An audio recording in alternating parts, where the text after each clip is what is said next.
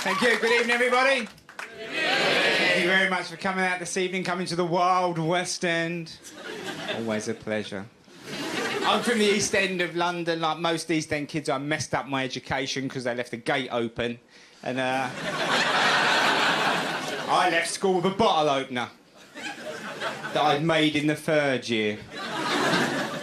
Two biggest departments in our school were the woodwork department and the metalwork department.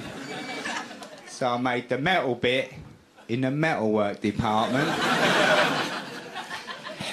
And I took it across to the woodwork department. I went interdepartmental. And I said to the teacher, "Sir, do you mind if I put a wooden handle on this?" He said, "You are a fucking natural, son." He said, "I think things are going to work out for you."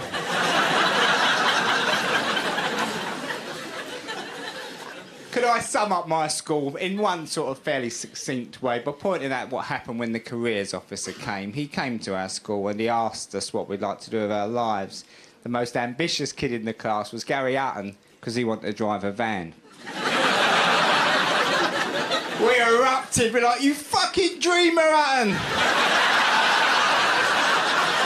You're never going to drive a van. You will have to write to Jimmy Savile for that stuff, man. Only Jimmy can fix that stuff. Come on, man." No kid from this school has ever got on to drive a van. This school is here to produce the people who carry the stuff to the van.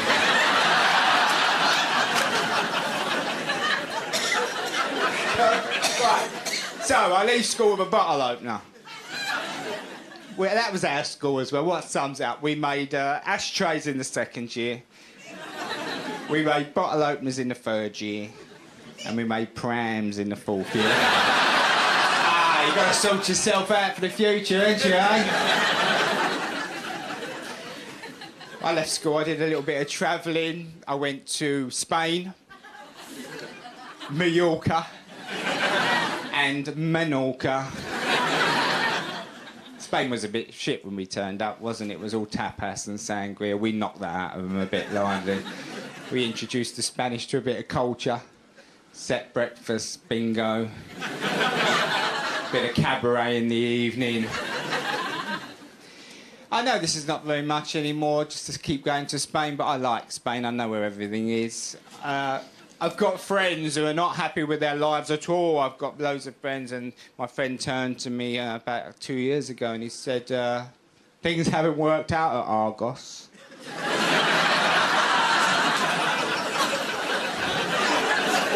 He said,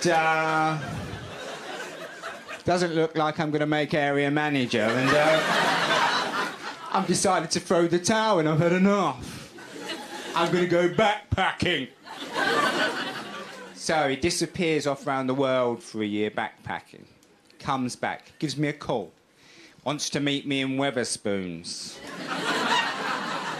on a curry Thursday. Because he wants to eat and drink for a fiver now. And he's not a holiday bore. He's travelled, so he has important information to impart. So he's got me trapped in Weathers. Very serious man now. He's all beads, bangles and Buddhism. He's like, "I know who I am now." And I'm like, "Well, you're unemployed, but we won't look into that at the moment."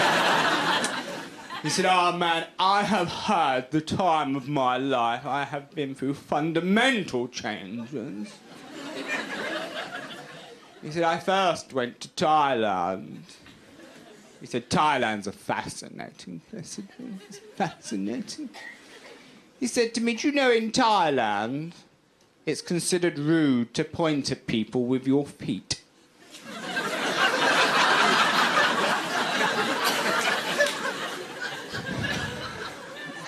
I'm like, "Oh, well, thanks for telling me that. There's no doubt I shall be straight off the plane. Oi, you." Yeah, Yes, you in the robes over there.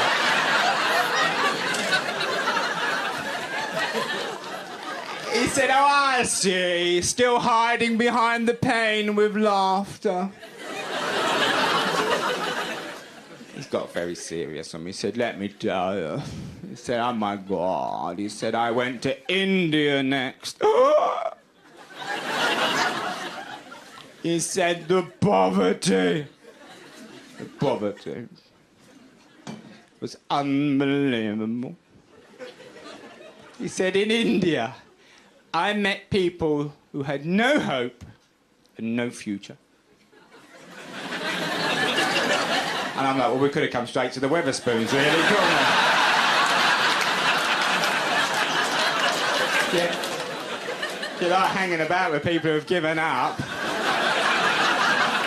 Monday lunchtime, Weatherspoons.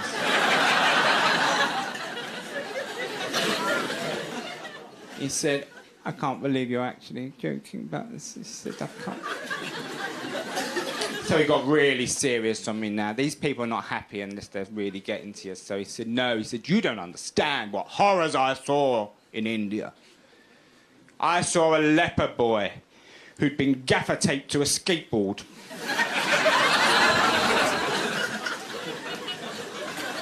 Arms fallen off, propelling himself along the road with a drumstick between his teeth. He said, now are you going to tell me that's funny?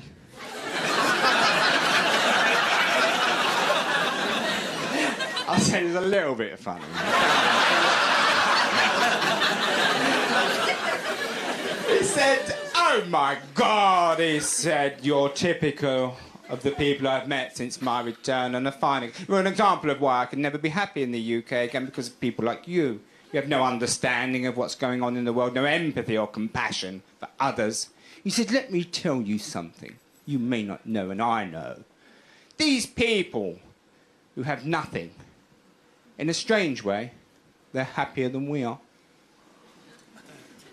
I lost it at that point. I've had enough of this. I said, well, the thing is, they've never had to end an NTL subscription, have they? Shall we talk about my year for a little while? So, I'm into my 40s now. I messed up my education. I do a bit of travelling. I do various dead-end jobs. But mostly, I spent most of the 80s. The 80s was the decade when I was an international lover, player. A lover of women. I'd made love with women as far afield as Cardiff. Cornwall. I got a girl to wank me off on the Isle of Wight. And that was a day trip. And, this is the level of expertise you're dealing with.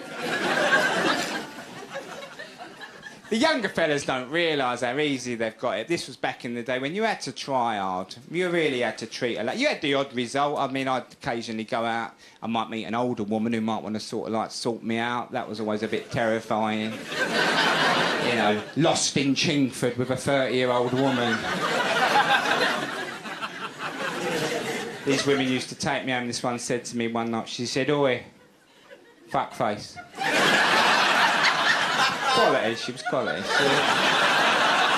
She took me back to her habitat home.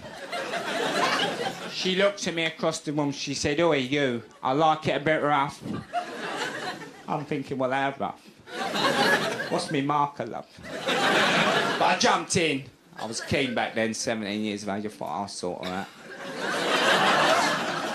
This is what I found out. If you meet a woman who likes it a bit rough, when you're taking her from behind, a little pull on the hair, that's erotic.